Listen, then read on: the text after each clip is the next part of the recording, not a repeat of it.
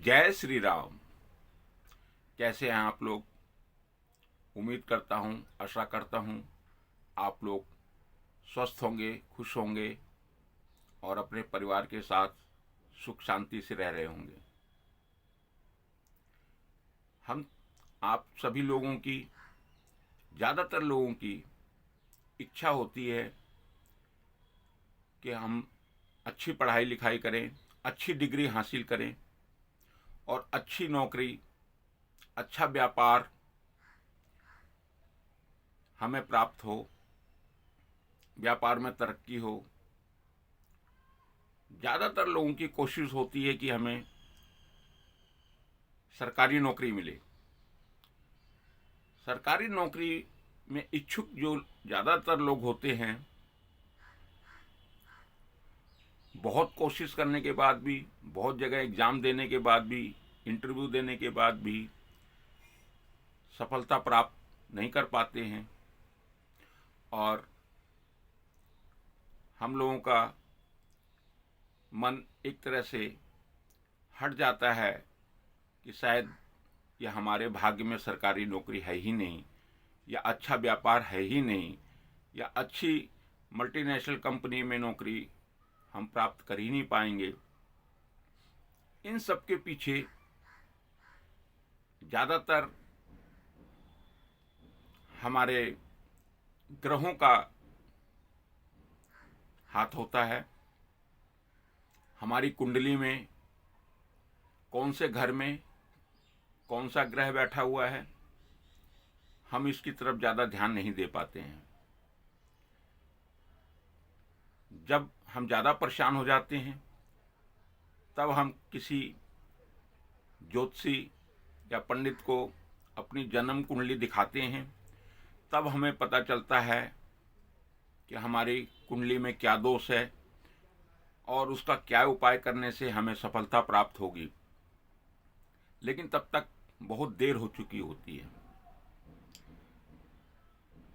इसके लिए हमें देर ना हो जाए, समय से हमारा काम हो, सफलता प्राप्त हो, अपने घर में जहाँ हमने मंदिर बना रखा है, पूजा पाठ करते हैं सुबह शाम, वहाँ पे जब हम पूजा करते हैं, घी का या तेल का दिया जलाते हैं, उसके पश्चात एक कपूर जरूर जलाएं सुबह शाम। कपूर जलाने से हमें ये फ़ायदा मिलता है कि घर में जितनी नकारात्मक शक्तियाँ होती हैं, जो हमें घर में दुष्प्रभाव होती करती हैं, वो नष्ट हो जाती हैं कपूर जलाने से और सफलता का एक रास्ता खुलने लग जाता है। अगर आप कहीं पे सरकारी नौकरी की ट्राई कर रहे हैं, कोशिश कर रहे हैं, एग्ज़ाम दे रहे हैं, तो आपने सरकारी नौकरी के लिए जो अप्लाई किया है और जो एग्ज़ाम का लेटर आपके पास आता है, उसमें जो डेट होती है, उस एग्ज़ाम की डेट से पहले जो भी मंगलवार या शनिवार आता है, उसमें आप बाज़ार से एक कच्चा सूत आता है, कच्चा धागा जिसे कहते हैं, वो और कलावा जिसको मोली भी कहते हैं, वो ले आएं और एक पानी वाला नारियल वो लेके आएं। उस एग्ज़ाम की डेट से पहले आप जो भी मंगलवार शनिवार आता है, ये सामान लेके आप कच्चा सूत शाम के समय लेके पीपल के पेड़ के पास जाएं और उस कच्चे सूत को अपनी सर से लेके पैर तक, अंगूठे तक नाप के, 7 बार नाप के, और पीपल के पेड़ के चारों तरफ लपेट दें और 7 परिक्रमा करें और प्रार्थना करें कि हे भगवान, मेरी इस तारीख को नौकरी के लिए एग्ज़ाम है, मुझे सफलता प्राप्ति दें, मैं अपने एग्ज़ाम में सफल हूँ।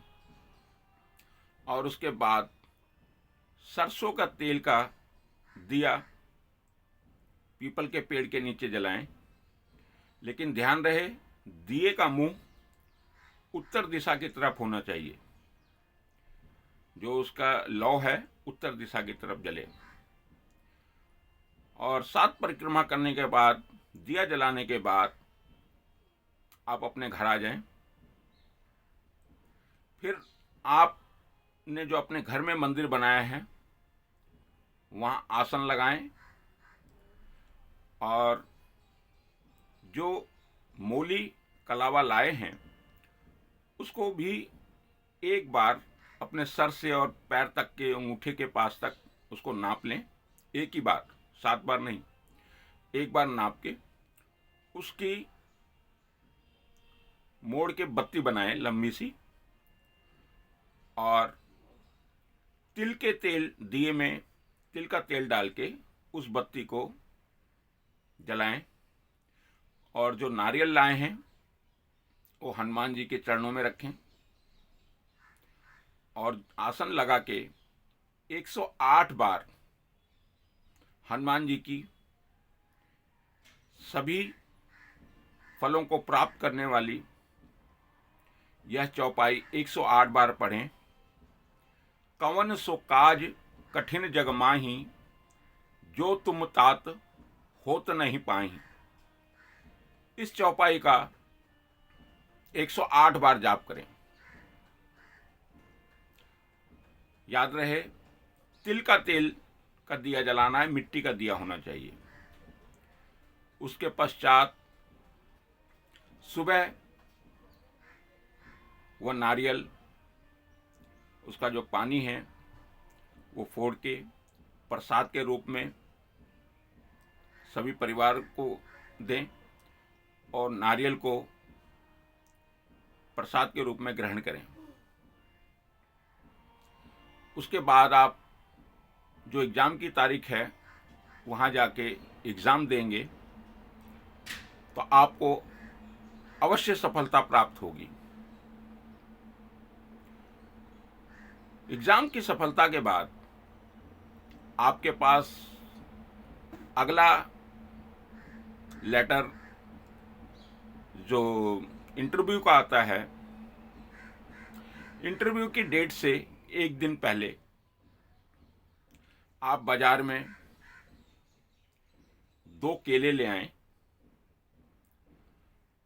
और उसको कलावे से लपेट के बांध के हनुमान जी के मंदिर में, अपने घर में जो हनुमान जी की मूर्ति है उनके चरणों में रख दें और आसन लगाकर यही चौपाई दोबारा बोलें 108 बार। कवन सो काज कठिन जग माही, जो तुम तात होत नहीं पाई।